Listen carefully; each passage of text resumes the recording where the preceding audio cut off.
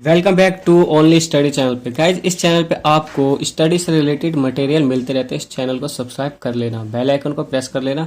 आज की वीडियो हम पॉलिटिकल का फर्स्ट चैप्टर 12th क्लास का हम पढ़ने वाले हैं और उसमें आपको मैं बहुत ही ज़्यादा मोस्ट इम्पोर्टेंट क्वेश्चन बताने वाला हूँ। और ये मैंने एक नोट्स तैयार कर रखा है, तो आपको काफ़ी अच्छे अच्छे क्वेश्चन मिलेंगे, मटेरियल मिलेंगे। तो इस चैनल को सब्सक्राइब जरूर कर लें। चलिए वीडियो को शुरू करते हैं। तो फर्स्ट क्वेश्चन हमारा है, शीत युद्ध में भारत की क्या प्रतिक्रिया रही? गुट निरपेक्षता की नीति ने किस प्रकार भारत का हित साधन किया? तो सबसे पहले दोस्तों हम जानते हैं कि गुट निरपेक्षता की नीति क्या है और किस किस देशों ने इसको बनाया। तो चलिए स्टार्ट करते हैं। गुट निरपेक्षता का अर्थ होता है दोस्तों कि सैन्य गुटों से पृथक रहना, मतलब कि किसी भी सैन्य शक्तियों में या फिर राष्ट्र में सहयोग न देना। द्वितीय विश्व युद्ध के बाद विश्व दो महाशक्तियों के रूप में विभक्त हो गया। एक और था सोवियत संघ और एक और था अमेरिका। तो इन दोनों महाशक्तियों में ना जुड़ करके अपनी अलग एक नीति को अपनाना ही गुट निरपेक्षता की नीति थी। तो इसको किस किस ने निर्माण किया था, आइए उसके बारे में जानते हैं। तो भारत था, भारत के जवाहरलाल नेहरू जी ने इसमें सहयोग दिया था। मिस्र के नासिर जी ने और यूगोस्लाविया के मार्शल टीटो जी ने इसमें सहयोग दिया, इस गुट निरपेक्षता की नीति का निर्माण किया। तो चलिए फ्रेंड्स अब स्टार्ट करते हैं क्वेश्चन।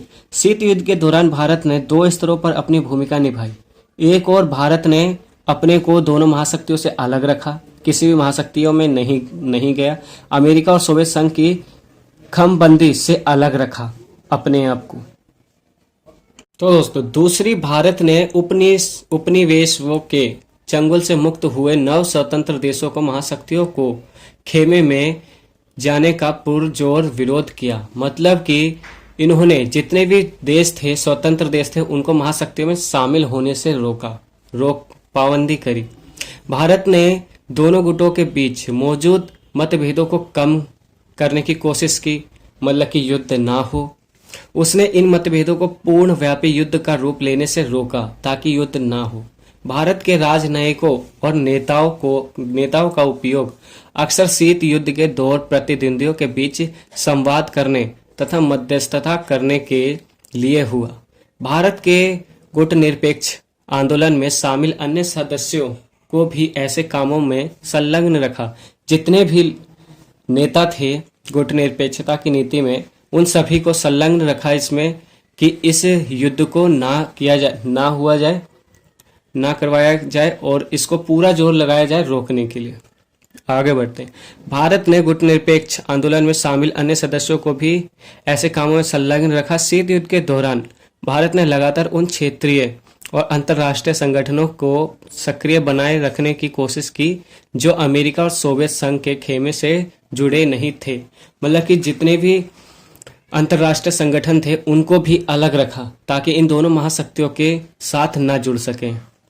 नेहरू ने स्वतंत्र और परस्पर सहयोगी राष्ट्रों के एक सच्चे राष्ट्र कुल के रूप ऊपर गहरा विश्वास प्रकट किया। उनको विश्वास दिलाया कि हम इस महायुद्ध को रोक सकते हैं, जिसने शीत युद्ध को समाप्त करने में न सही पर उसकी जड़ कमजोर करने में ही सकारात्मक भूमिका निभाई। मतलब कि शीत युद्ध को समाप्त करने में सही भूमिका निभाई या नहीं निभाई, बाकी इन्होंने शीत युद्ध की जो जड़ें थी उसको बहुत बहुत ज्यादा कमजोर किया ताकि ये युद्ध ना हो। तो ये था हमारा गुट निरपेक्षता की नीति। आइए दूसरा क्वेश्चन करते हैं दोस्तों। सेकंड क्वेश्चन, शीत युद्ध के किन्हीं दो सैनिक लक्षणों का उल्लेख करना है जिससे कि पता चले कि यहाँ ये युद्ध के लिए उत्साहित थे। तो चलिए पढ़ते हैं। अमेरिका तथा सोवियत संघ ने शंका की हालत में भरपूर हथियार जमा कर लिए थे। उनको शंका थी कि अमेरिका उनके ऊपर अटैक करेगा या नहीं करेगा, इसलिए उन्होंने भरपूर मात्रा में अपने पास हथियारों की जमागंटी कर ली। दूसरा, अमेरिका ने पश्चिमी यूरोप के देशों के साथ मिलकर नाटो नामक सैन्य संगठन की स्थापना की। इसके जवाब में सोवियत संघ ने वार्सा संधि की। दोस्तों नेक्स्ट क्वेश्चन है, नाटो की स्थापना कब हुई? तथा कौन कौन से देश इसके सदस्य थे। नाटो दोस्तों एक संगठन है और बहुत ही ज्यादा पूछा जाता है पेपर में, 2 नंबर में 3 नंबर में पूछ लेते हैं। तो चलिए इसके ऊपर हम बात करते हैं। ये दोस्तों 1949 में सोवियत संघ से बचाव करने के लिए नाटो की स्थापना की गई थी।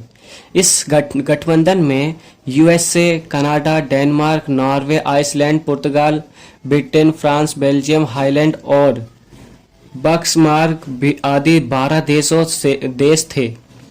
कालांतर में तुर्की, यूनान और पश्चिमी जर्मनी भी इसके सदस्य बन गए, जिससे कि दोस्तों सोवियत संघ इनके ऊपर हमला ना करे और युद्ध को यहीं पे स्थगित कर दे। तो इसके जवाब में सोवियत संघ ने अपना एक गठबंधन तैयार किया, उसका नाम था वार्सा संधि। ये इनके अंदर 4 सदस्य देश शामिल थे। आइए उनके बारे में पढ़ते हैं। पूंजीवादी देशों के सैनिक गठबंधन संगठन के विरोध में समाजवादी देशों ने वार्सा संधि गठबंधन संगठन का स्थापना की। इसमें रूस थे, रोमानिया, बुल्गारिया और पोलैंड वार्सा संधि के रूप प्रमुख देश थे। सोवियत संघ के विघटन के साथ ही इस संधि का भी अंत हो गया। लास्ट में जब सोवियत संघ का विघटन हुआ तो इन संधियों का भी विघटन हो गया। तो दोस्तों मैं आशा करता हूँ आप सभी को अच्छे से समझ में आ गया होगा, और अगर नहीं आया है तो एक बार मुझे कमेंट जरूर करना। मैं आपको एक और वीडियो लेकर के आऊँगा और कुछ लॉन्ग टाइम के क्वेश्चन भी लेकर के वीडियो बनाऊंगा। और अगर इसकी आपको PDF चाहिए तो मुझे कमेंट कर देना, मैं आपको टेलीग्राम चैनल पे या फिर कहते हैं कहीं भी मैं शेयर कर दूंगा आपको डिस्क्रिप्शन में। तो कमेंट जरूर करना और चैनल को सब्सक्राइब कर लेना इसी तरह की वीडियो और नोट्स पाने के लिए। चलिए मिलते हैं अगली वीडियो में।